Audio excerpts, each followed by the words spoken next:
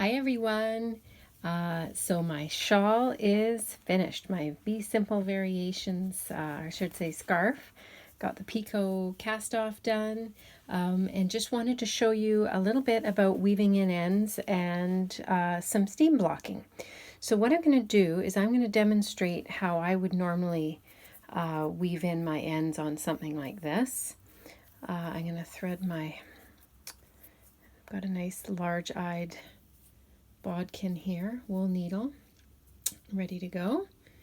And I am going to show you, this was my cast off edge. This is my right side. So what I usually like to do is I usually like to hide my ends on the wrong side. So what I'll do usually is take my end just through any old stitch, doesn't matter, and drag it through to the other side. So it's on the back now. And then usually what I'll do is I will weave over a few stitches.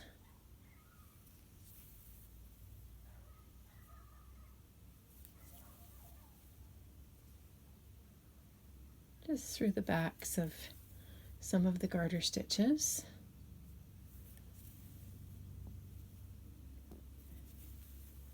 And then I'll also go back a little bit, usually over maybe 3/4 of an inch and back 1/2 an inch or so, just to make sure everything's really nice and secure. You're just hiding it really, it's not going to go anywhere. Like that, nice and tidy. And I would cut that, and that's all tidy and woven in. So what I am going to show you though now is some seam blocking. So just about everybody, of course, has an ironing board. If you don't, you could use a towel on the floor or something like that. Or if you've got a blocking board of some kind, that would be great. A great thing that works good for blocking boards is if you go to Canadian Tire or Walmart and get the children's play mats, you know, the big square play mats that lock together. Those make great blocking boards, the sort of foamy ones. But I'm going to show you on my ironing board just because I know just about everybody has an ironing board. I've also got T-pins, which we sell at the shop. I think they're about $4.99 for 50 of them. Very handy for blocking.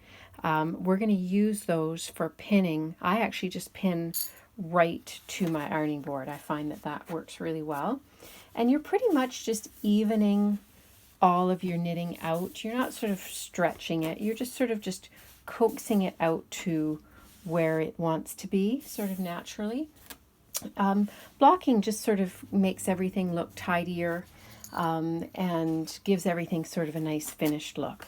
With something like this, garter stitch mainly, you really don't have to block it, but just for demo purposes, I thought I would show you what I usually do. So I'm just sort of coaxing it out, evening everything out. I would normally put a pin, probably every 1.5 inches, 2 inches, something like that. These the picot edge on this turned out really well, and it's not curling or it's not unflat. Sometimes a picot cast off really needs to be blocked badly because it's so how would I put it, curly. But this works really well and didn't really need much in the way of blocking. So yeah, like I say, I would put a pin every couple inches, and the same thing on my other side of my work here. Just sort of, the nice thing about these pins is that, like I say, you can pin right into your ironing board and it really doesn't hurt anything. And of course the iron, because we're going to be using our iron, the iron doesn't hurt these pins. You're not going to melt the heads off of a plastic headed, pearl pin. So normally what I would do is I would pin pretty much as much as I can on the size of the ironing board that I have. I'm just giving you a little demo here of what I would do in miniature.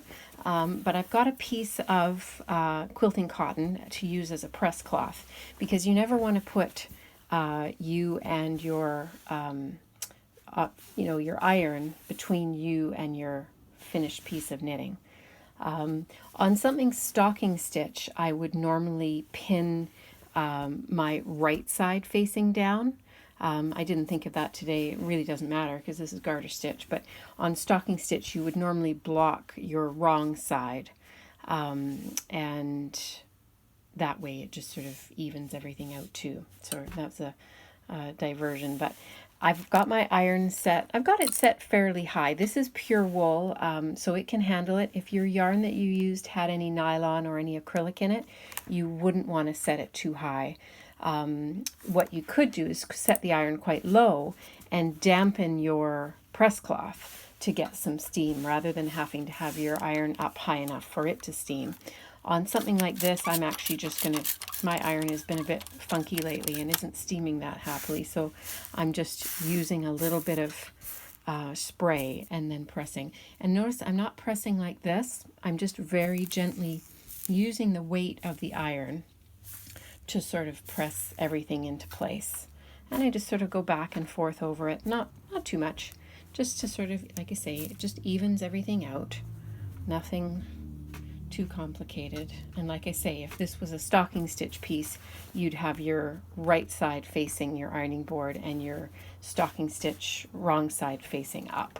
But this, didn't really think of that, but it doesn't matter because it's garter stitch, so this is working just fine. So yeah, so I would do that and do that.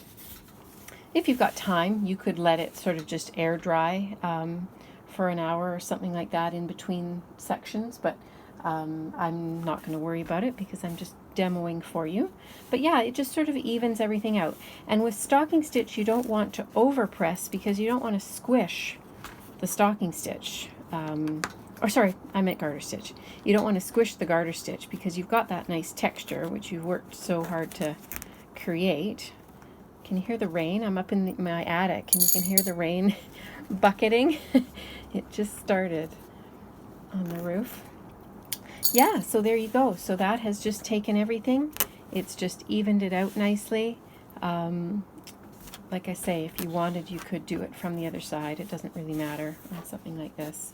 But yeah, just coaxing it out and making it nice and even.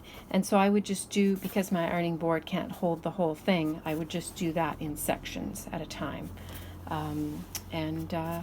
That will just sort of give you that finished look. So here's the difference between blocked and unblocked. So not much difference, but just a little bit. You can see more ripples on this side. On this part, it's just a little bit smoother, a little bit more even. So there you go. Happy blocking. Thank you for joining us for this Be Simple Variations project. It's been fun. And thank you to Carolyn for allowing us to use the pattern as a knit-along.